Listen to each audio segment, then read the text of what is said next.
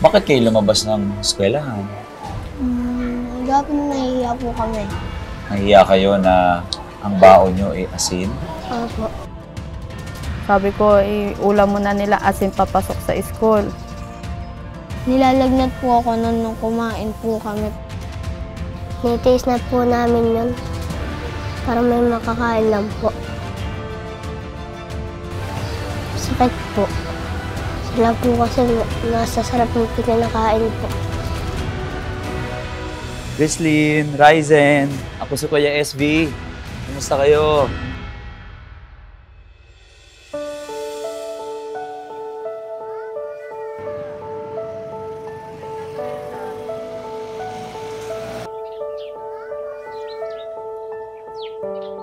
Mahalaga ang papel na ginagampanan ng edukasyon sa pag-unlad natin sa buhay. Para sa mga kababayan natin medyo salat o hirap, tanging edukasyon lang ang paraan nila para maiangat ang kanilang mga sarili sa kahirapan. Ngayong araw, makikilala natin ang dalawang bata na sa kanilang kalagayan o kahirapan, patuloy pa rin na nagsusumikap para sa kanilang pag-aaral. Medyo nakakalungkot ang kalagayan ng dalawang ito kasi minsan na silang naging honor student pero dahil sa kakulangan nila o sa kahirapan, minsan pumapasok sila na gutom o walang baon. Kung may baon man sila, kanin at asin lang, bagay na nakaka-apekto sa kanilang pag-aaral.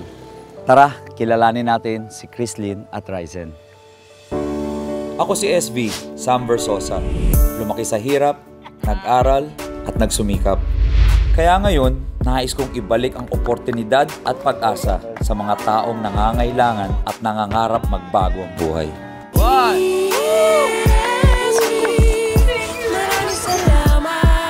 Pilihan nyo yung mga size nyo.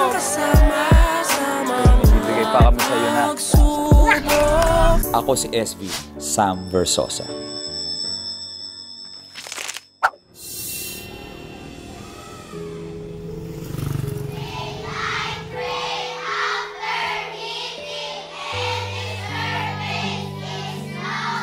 Itinuturing na sentro ng karunungan ang paaralan. Sa loob ng 4 na sulok ng mga classroom nito, hindi lamang nauhubog ang kaisipan, kundi pati na rin ang mabuting kaugalian ng mga bata. Pero paano nila makakamit ito kung kumakalam naman sa matinding gutom ang kanilang mga sikmura? Chrislyn, Ryzen, ako si Kuya SB. Kumusta kayo?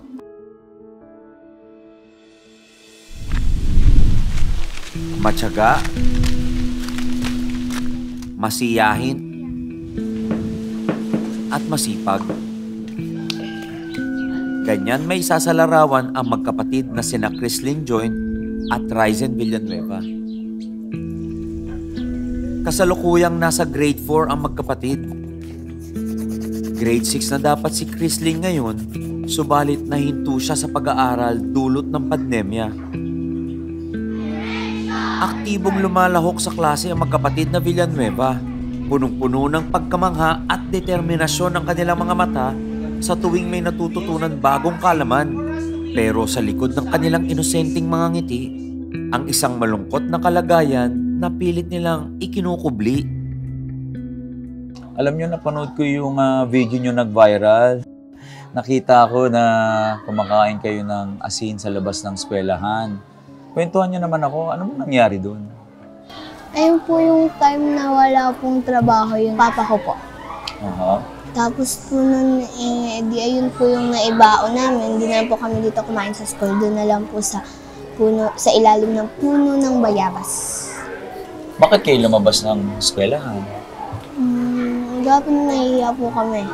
Nahiya kayo na ang baon nyo ay asin? Anong pakiramdam nyo nun? Malungkot po. Malungkot.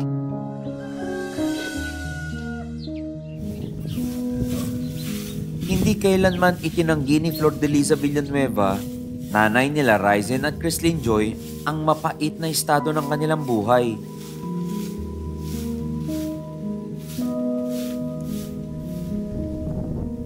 Bagaman nakatira sa gitna ng bukid, nananatiling salat sa masagana at masusustansyang pagkain ng pamilya. Wala po ako mapapaulam po kasi wala po kami kapera-pera po eh. Biyaya na raw may tuturing kung may ulam na may hahapag sa kanilang lamesa. Pero sa oras ng matinding kagipitan, katulad na lamang ng araw na ito, nung sila ay aming binisita, nagtitiis na lang ang mga bata sa pagkain ng ketchup at kung walang-wala talaga, nauuwi sila sa pagkain ng kanin at asin. Sabi ko, ulam muna nila asin papasok sa school. Nahihiya po kami kumain dun sa may school po namin. Umuwi na lang po kami ng tanghali. Tapos bigla po noon, may bigla pong dumaan na motor. Tinanong-tanong po kami bakit dun daw po kami nakain. Kasi po nahihiya nga po kami kumain dun sa school. Ano bang bawal? Iyan po, yung parang tubig asin. Kasi po, wala po kami ulam eh. Nitaste na po namin yan. Para may makakain lang po. Sakit po. Sila po kasi masasarap ng pinakain po.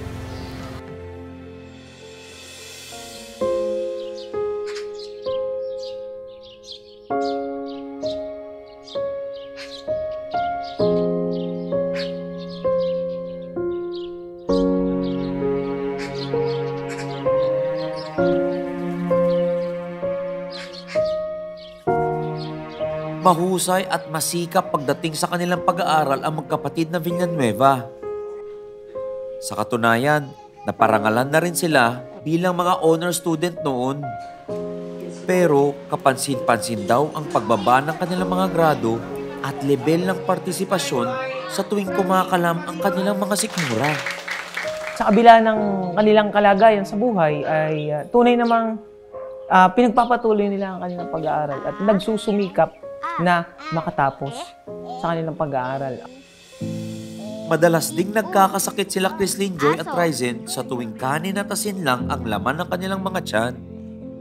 Nilalagnat po ako noon nung kumain po kami, pero kahit po nilalagnat, pasok pa rin po ako. Ayoko po yung absent ng absent para po mas, malayo din po yung maabot na pangarap. Sakit po. Para hindi mapag-iwanan, nakaalalay palagi sa magkapatid na Villanueva ang pamunuan ng Coralan Elementary School. Paano makakapag-aral ng tama, ng maayos kung ang kanilang sikmura naman ay walang laman. Kaya meron kaming breakfast, yung mga bata, ina-announce namin lagi sa flag ceremony. Huwag mahihiyang manghingi, magsabi sa guro.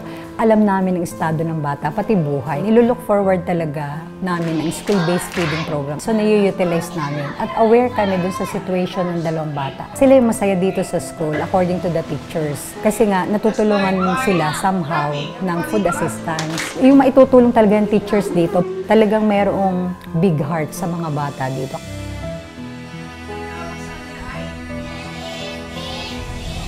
So, nung nalaman ng mga kaklase mo na ang baon mo lang ay toyo at mantika, nag-ambag-ambag sila para makapagbigay sa iyo ng ulam. Opo. Ang babait naman pala ng mga kaklase ninyo. Pero ngayon, ang ulam nyo ay isda. Kaya nandito kayo. Opo. Masaya ba kayo na may ulam kayong isda ngayon? Opo.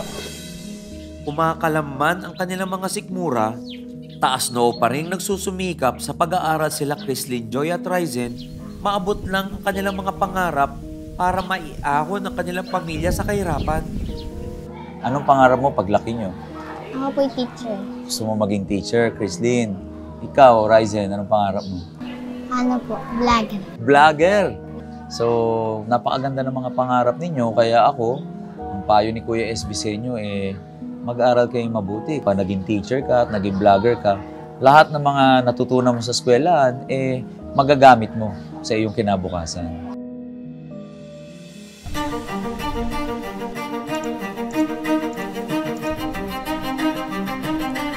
So dito yung tinatawag nilang bambang, dito daw nila hinuhugasan yung mga plato. Saan ang gagaling yung tubig dito? Doon po, dyan po sa mga sapa po rin. Medyo delikado yun para sa kalusugan natin.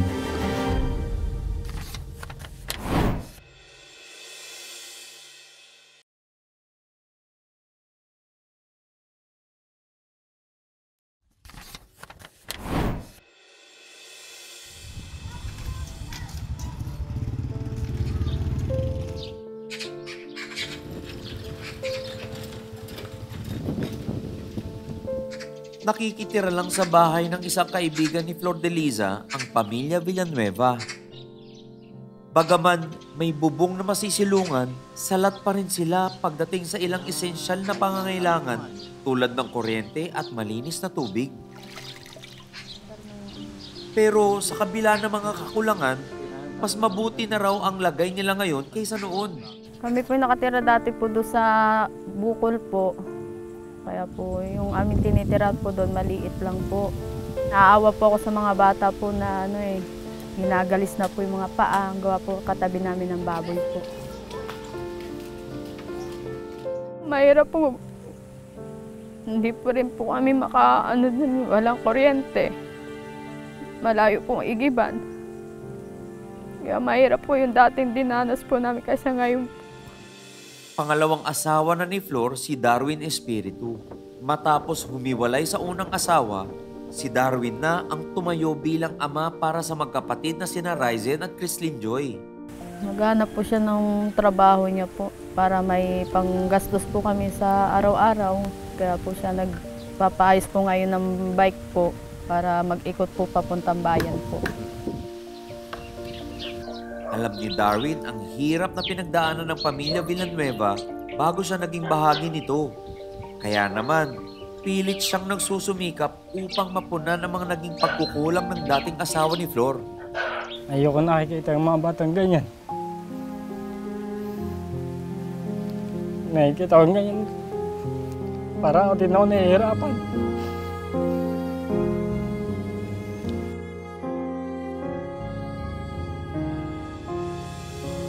Pero tila limitado rin ang kakayahan ni Darwin para mabigyan ng masaganang buhay ang kanyang bagong pamilya. Kung sa malalayong trabaho, makakapunta ako. Katulad ng K9, gusto ko magtrabaho doon, hindi nga makapunta dahil wala akong service. Nakahahabag marinig ang kwento ng pamilya Villanueva.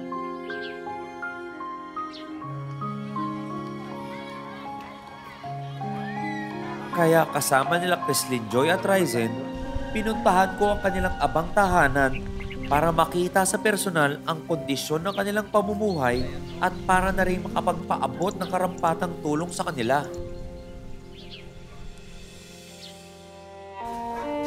Kamusta po? Ay, tuloy Magandang po. araw sa inyo. Ako si SB. Ay, salamat po. Kamusta po kayo? Nay, Tay, kamusta? Sinamahan ko muna yung mga bata sa eskwelahan nila. Opo. Kamusta po kayo rito? Okay naman po. Kwento nila Darwin at Flor de Liza, sa bambang o irigasyon ng bukid sa may bukana ng kanilang tinitirhang bahay, sila umaasa para sa tubig. So dito yung tinatawag nilang bambang, dito daw nila hinuhugasan yung mga plato, kutsara, ano pa mga hinuhugasan nyo rito? Lahat po, kung ano po. Kaldero? Naglalaba po. Ah, bambang. So Pati maligo rin po dyan. dito na rin ligo. Saan ang gagaling yung tubig dito? Doon po, dyan po sa mga sapa po rin. Ano po dyan? Pero malinis to. Opo, malinis naman po. Pero pagka halimbawa nang nag-sprayan po, hindi po kami sumasabay, gawa ng po yung sa mga gamot po kasi yun eh. Mga pesticides. O kasi medyo delikado yun para sa kalusugan natin. Balita ko, meron daw kayong mga munting taniman dyan sa bakuran ninyo. Pwede nyo ba ipakita sa akin? Natuyot na po eh. Patingin, patingin. Ano na po, naapak-apakan po na. Tara, patingin. Ito po, papula pa lang po ng talong. So nagtanim kayo ng talong dito, doon okra. Ito ano to? Sili. Sili. Tuwing hapon, didiligan na siya. Sa loob ng 5 araw, tutubo na yan. Ito mga color blue na to. Tutubo na yan. Kulay ko pa. Nakikita ninyo, itong kulay blue na to, punla daw to. Talong daw to. Talong yan. Talong. So, nilalagay lang dito, ginaganon-ganon lang sa lupa, didiligan araw-araw. Gaano katagal bago pwedeng makain yan, maging talong talaga? 15 days lang? Pwede pala kayo magtanim dito, Tay. Ano yun? Dati yun, puno. Tay Darwin, pwede pala itong taniman lahat para meron kayong dagdag pangkain. Malaki palang potensyal ng maliit na hardin ng pamilya Villanueva. At para mapayaman pa ito lalo, nagsama ako ng ilang eksperto mula sa munisipyo ng Santa Maria, Laguna para maturuan sila ng tamang pamamaraan sa pagtatanim. Ma'am Sonia, bakit nga natin ito tinatanggal, yung mga damo-damo na to? Sir, kaya po natin tinatanggal kasi po para wala pong dapuan ng mga insekto, katulad po ng mga uod. Tapos ito po yung plat natin. Plat yan. So, tatanggalan natin, bubungkalin. Dapat po medyo malalim yung pagkakaano niya. Ayun. Para yung huwag po masyado. So, ito pala yung tinatawag na paggagahok. Lalagyan po natin ng organic. Ito po yung organic fertilizer. Ayun. Okay, pasubok ha. Okay. Mula po sa dumi ng bulati. Wala sa dumi. Wala sa dumi ng bulate. Actually, Opo. ang mga fertilizer talaga galing din sa mga dumi ng hayop. Mga Kailangan po natin ng tubig. tubig. Para po, 5 days po, sisigol na siya. Tapos pag sumibol na po siya, siguro po mga 1 month, pwede na po natin siyang ilipat tanim. 2 months, 3 months, pwede na po mag-harvest. Alam nyo, ngayong araw lang ako natuto talaga kung paano magtanim kasi dati hindi ko to pinapansin dahil may mga iba tayong trabaho. Pero ganito pala yun, no? Napakasimple lang, just didiligan mo na, aantayin mo na lang. Tsaka pagandahan po kasi ni sir nito, may dagdag income po tayo. Kasi po pag may tanim po tayong gulay, pwede po tayong 3 months po or 2 months, pwede na po nating na-harvest at itinda po natin sa labas. O ngayon, tay, alam mo na. Ang unang regalo ni Kuya SB para kay Ryzen at Chrislyn, ayun, yung pangarap. Tara, tara, tara, tara, tara, tara, yay! Siyempre, kasama kayo sa mga re-regaluhan ko. At yung iba nilang kapatid. Maraming salamat po talaga sa mga tumulong po. Ngayon lang po talaga ang nakaganda.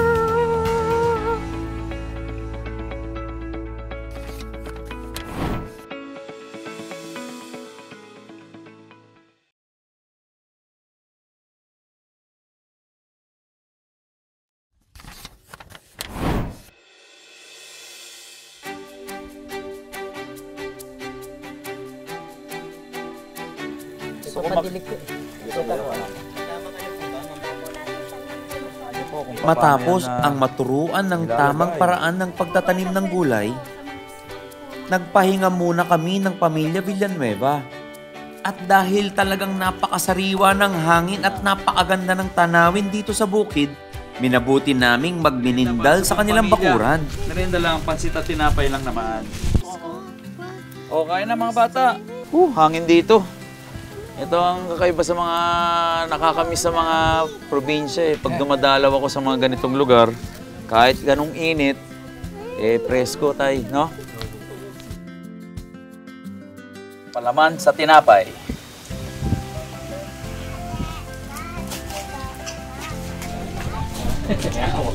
Ito, paboritong merienda ng mga Pinoy, di ba? Pansit, palaman sa tinapay. Nakakataba ng puso ang mainit na pagtanggap sa akin ng pamilya Villanueva sa kanilang abang tirahan. Pero, lingid sa kanilang kaalaman, may ilang mga sorpresang inihanda ang Dear SB para lubos na makatulong sa pagbuo ng kanilang mga pangarap.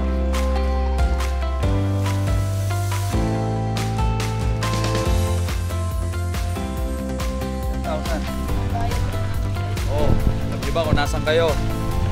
Dito kayo sa palayan. At dahil nabilib ako sa positibong disposisyon ni Ryzen tsaka ni Joy, meron kaming munting regalo para sa inyo. Okay? O basta yung promise nyo sa akin, tototohanin nyo ha. Opo. Texman. Pexman. At para sa unang handog ng Dear SB, Sabi ko nga sa inyo, may regalo ko sa inyo. Ang unang regalo ni Kuya SB para kay Ryzen at Chrislyn, ayun, yung pangarap nyong bike, brand new! Tara, tara, tara, tara, tara, tara, yay! Tara, tara, tara, halapit kayo! Oh, ito yung unang regalo ni Kuya SB para sa'yo, Ryzen at Chrislyn. Mga bagong bike. Di ba kanina yung sinasabi nyo sa akin? Okay, kinakalawang na. Sira-sira na yung upuan. Opo. Kumusta? Happy po. Pero ito, nairegalo ko para sa mga bata. Siyempre, kasama kayo sa mga re-regaluhan ko. Pati iba nilang kapatid. Kaya meron din kaming regalong grocery package para sa inyo. Ito po yun! Ito, grocery package para may kakainin kayo. Iba dyan, mga paborito kong delata, pagkain, gatas. Ako mismo yan ang mga kinakain at iniinom ko. Gusto ko matikman nyo yan. Yan din ang mabaon nyo sa school at makain nyo sa bahay ninyo. At siyempre, hindi natin kinalimutan yung mga musmus mong mga anak. Meron diaper, gatas. May mga uniforms, kumpleto para sa buong pamilya ninyo. Ano masasabi mo, Nay? Maraming salamat po talaga sa mga tumulong po. Ngayon lang po talaga nakaganda. Lubos-lubusin na natin ang kasiyahan ng pamilya Villanueva dahil ang susunod nating handog ay... Pero hindi pa nagtatapos yan. Meron pa kaming regalong solar panels para sa bahay ninyo. Sinama ko na rin mga bagong electric fan at brand new flat screen TV! Para makapanood na kayo ng Dear SB tuwing Sabado. Pangarap po talaga namin, gusto po talaga kami magkaroon ng TV at saka yung mga ngayon lang po talaga kami nakaganto. Sa tagal-tagal po ng aming paghihirap, ngayon lang po talaga kami Paunang regalo pa lang ang mga ito dahil ang mga kasunod, tiyak na babago lalo sa buhay ng pamilya Villanueva. Pero, Nay, ang Dear SB po, ang programa namin, hindi lang upang isahang tulong. Gusto namin tulungan kayo magkaroon ng hanap buhay para matulungan nyo yung pamilya ninyo. Kaya isa pang regalo or tulong na ibibigay ko sa inyo, gagawin ko na kayong distributor ho ng Front Row. Ito ho, produkto ng aking kumpanya. Ito po ilan sa mga produkto ng Front Row na pwede nyo gamitin at pwede nyo rin ibenta sa mga kakilala nyo, kapitbahay nyo. Lalong-lalo na meron na kayong solar panel, pwede ka na magbenta through online sa cellphone mo. At syempre, makakalimutan ba natin ang padre di pamilya na si Darwin? Kaya ang huling handog ng Dear SB para sa inyo ay isang negosyo package.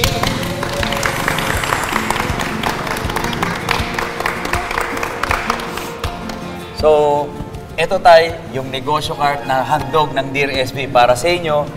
At ito po, pwede nyong gamitin. Kompleto na ho ng mga kagamitan. Meron na kayong mga pwedeng ibenta. Yun po, mga Pinoy hotcake.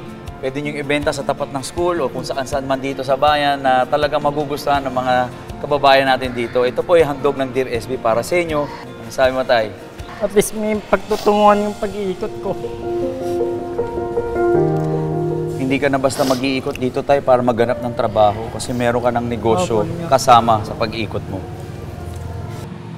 Pero, Tay, gusto ko ipangako mo sa akin lahat ng binigay namin sa iyo, sa pamilya mo, lalong-lalo na itong negosyo card na to, payabungin mo at talagang gamitin mo sa kabutihan at mapalago mo para mas kumita ka pa at mabigyan mo ng magandang kinabukasan ng pamilya mo. Pwede mo ba ipangako sa akin yun? Opo, promise po. Siyempre, hindi magtatapos ang programa namin kung hindi ito ginagawa. Kung kala nyo tapos na at masayang-masaya na kayo, meron pa akong konting pabaon sa inyo. Pero ibubulong ko na lang, mag-iiwan pa ako sa inyo ng...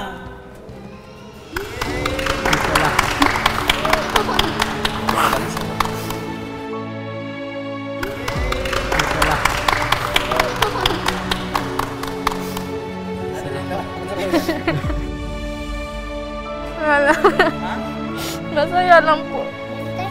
Oo, babe.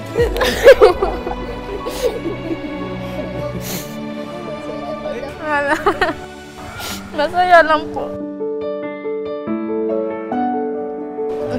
Maraming salamat po. Maraming salamat po, Dear SB po. Walang anuman. Mabuhay kayo at salamat sa oras ninyo. Salamat po. Salamat din po. Maraming salamat. Thank you, thank you.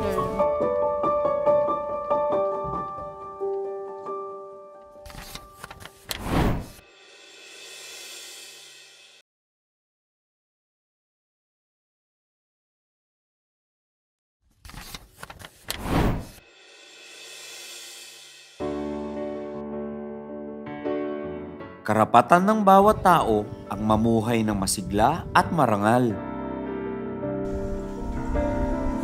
Ang mamuhay ng masaya, at maisakatuparan ang lahat ng ating pinapangarap.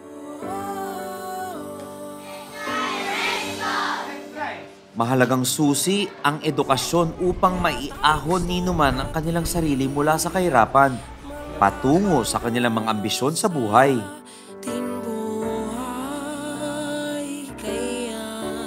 Pero hindi madali ang paglalakbay na ito kung kumakalam ang sikmura ng mga estudyanteng naghahangad lang ng isang maayos na kinabukasan. Nananatiling mapait na realidad man ang kahirapan,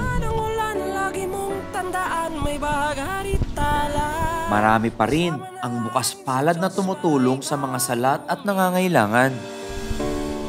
Lahat tayo gustong marating, mga pangarap sa ating buhay. Kaya Kamusta po? Magandang araw sa inyo. Ako si SB. Salamat po. Kamusta po kayo? Nay, Tay, kamusta?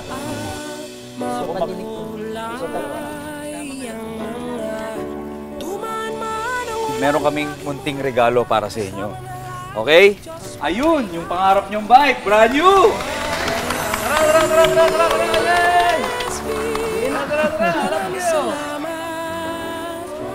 Oh, ito yung unang regalo ni Kuya SB para sa'yo, Ryzen at Chrislyn. Mga bagong bike, solar panels para sa bahay ninyo. Sinama ko na rin mga bagong electric fan at brand new flat screen TV! Para makapanood na kayo ng Dear SB tuwing Sabado. Mga handang umagapay sa ating mga kapwa na nananatiling lugmok sa laylayan. Ito po yun! Grocery package para sa inyo. Isang negosyo package.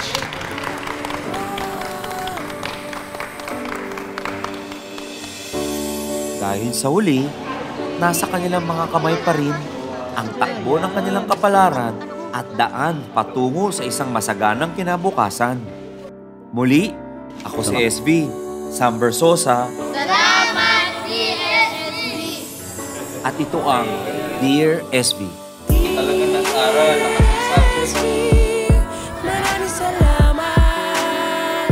Ikaw ang kasama sa mga pagsubok. DSB, maraming salamat. Ikaw ang pag-asa. Makikilala natin ngayong araw si Lola Fedeng. Ang lakas ninyo! Paano nyo nagagawa to? Mga nakakotse. Manay, ilang taong ka na? 85. Ho! Ang gawin nila. May munti kaming regalo para sa iyo. Wow, galing naman!